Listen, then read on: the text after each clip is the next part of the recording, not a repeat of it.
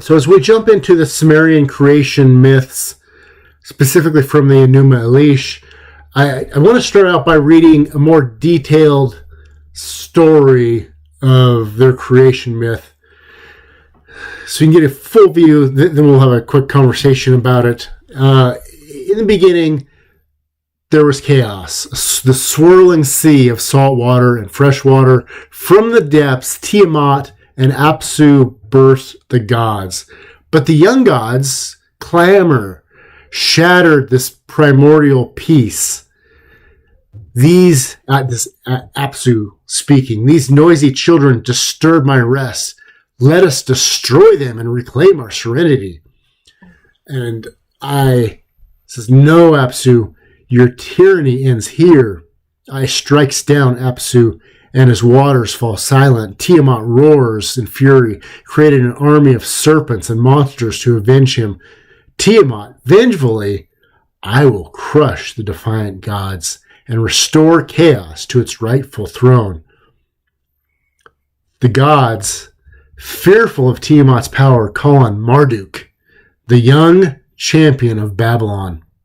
Now, we're going to see Marduk much later through these, but he's as you're going to see, he's the hero of this, even though he's definitely not the hero in the biblical accounts. Just be aware of that.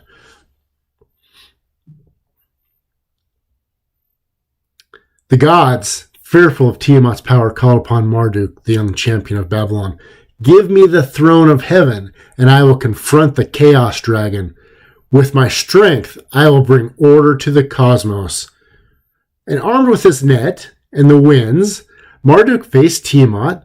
The earth trembles as they clash. With a mighty blow, Marduk pierces Tiamat's heart. Her body collapses, and from her lifeless form, he creates the heavens and the earth. Behold, the cosmos, the stars will mark the seasons. The gods will find their place, and chaos will serve as the foundation of order. Thus, from chaos, order was born. Marduk reigned supreme, his victory a testament to the power of divine wisdom and strength. So you can see a few similarities in this account to the true biblical account. The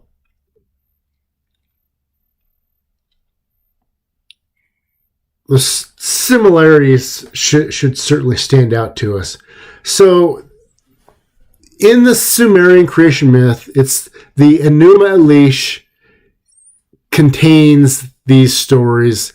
It's this foundational narrative that provides a vivid portrayal of cosmic origins through divine conflict and order building. Central to the story is the struggle between forces of chaos, and of course embodied by Tiamat in the emerging order represented by Marduk, the champion of the younger gods. So this myth reflects Sumerian society's values and cosmology, emphasizing the necessity of overcoming chaos to establish structure and purpose in the universe. So note that the story begins with the primordial chaos represented by the mingling of the waters of Apsu, and which is fresh water, and Tiamat, salt water. This union gives birth to the first generation's gods. They're noisy and unruly and disturb these older gods, and Apsu seeks to destroy his own children and is thwarted by Marduk, the god of Babylon. He rises up as a hero. He agrees to confront Tiamat, but only if he's granted supreme authority over the gods. He goes out, and you saw the story from there. He has his wind and his net, and he has this mighty mace, and Marduk battles Tiamat. He defeats her by casting a net over, filling her mouth with the wind and striking her heart with his weapon. Afterwards, he splits her body in two, forming the heavens from one half and the earth from the other. So obviously not a ex nihilo creation. And Marduk establishes order. the Enuma Elish is not merely a myth of creation. It's a story of legitimacy, divine kingship. And we're going to see these stories, or these themes of kingship and authority come out a number of times as we go through these mythologies later on. But the idea of Marduk gaining supremacy is an important one. We're going to see those kinds of ideas come out in stories like Gilgamesh and a whole bunch of others. So lots to look forward to there. And let's move on to our next section.